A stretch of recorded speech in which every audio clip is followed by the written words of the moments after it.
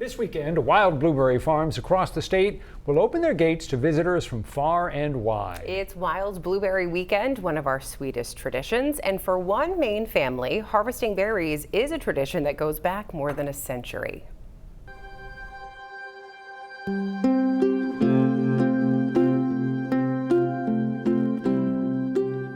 With its rolling hills,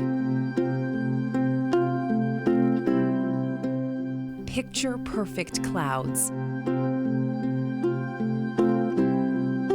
and wooded terrain that stretches for miles, some people might call this part of Maine God's country.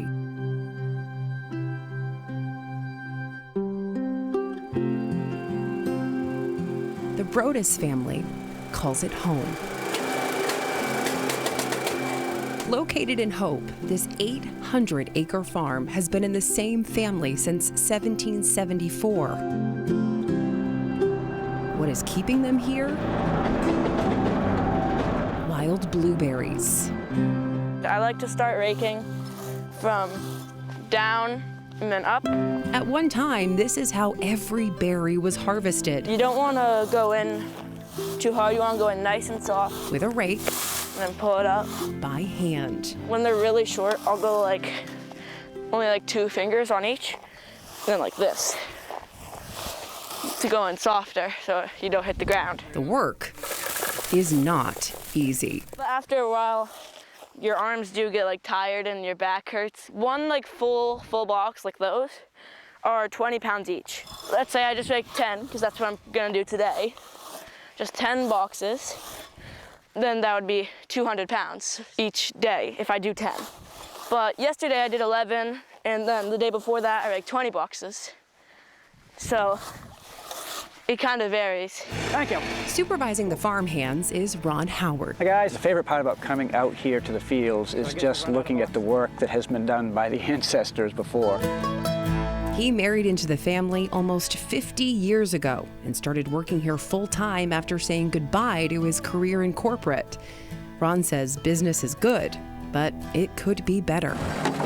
Unlike cultivated high bush blueberries, which are much larger and found at most grocery stores, wild blueberries are small and much softer, making them harder to transport and compete with international farms. How does a small Maine farm compete with China or Chile? It's just giving us a tough go. I think the way to compete is to really let people know there's a major difference. There's no one I've spoken to that has tried a wild blueberry and a cultivated blueberry and didn't say that the wild blueberry is superior flavor. I mean, it comes right from nature. There's no other fruit anywhere that's the same as wild blueberries in that we've not planted any of these. These are wild plants that have come in and grown in these fields. We've moved stuff so that they could expand, yeah. But they are wild. Okay, I'm gonna pick one. I'm gonna pick one.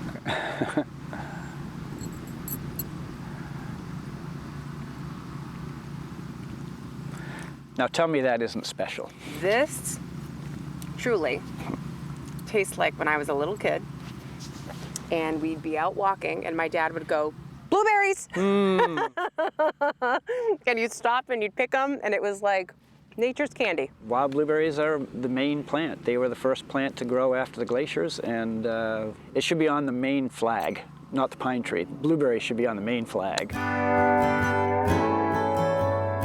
Once the berries are harvested, they are cleaned, sorted, packaged, and distributed.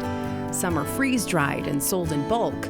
Others are sold right to the customer. We are picking up our blueberries. We come here every year. We get a 5-pound box and we actually usually go through it and don't have to freeze much of it. But we love their blueberries and love coming here and always end up leaving with extra because he talks me into treats.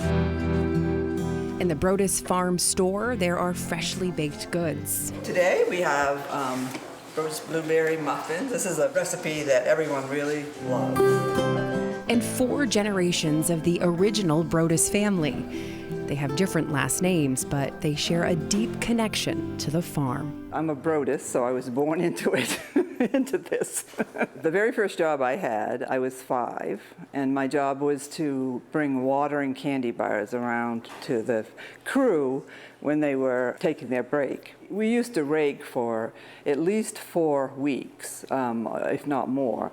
We had 2 crews. My dad had the older men and older teenage crew. My mother had the younger folk.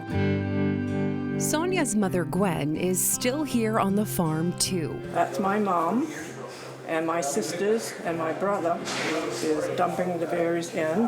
That's my husband. That day we were burning, he was setting the whole field on fire. Over the years, their family has grown, and so have their ambitions. Their latest endeavor? My grandson came to me and said he thought it would be good if we had a distillery, and I'm thinking, oh God. Because she doesn't drink at all, never has. She's a complete teetotaler. And I thought it over and I thought, okay, if they can use some berries, which they do, and then it'd be another market. Another market means more blueberries and more lessons on the farm. I think it's fun for the kids. I do. They learn so much. If they can get out in the open air and rake and learn, and they teach others, and so I think it's good for them. For now, the farm, the family, and the fields will stay.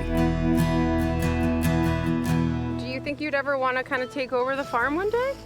I actually have thought about that a lot, and I do, but. You want to? Kinda. I think I would when I'm older, but still a good amount of generations before it happens. But one thing is for sure, Maine wouldn't be Maine without its wild blueberries. And these berries in particular wouldn't be as special without the Brodis family. Huge shout out to them. It was so great being on the farm that day. And if you want to learn more about Brodis Blueberries and Maine Wild Blueberry Weekend, just head to our website and app. Great story.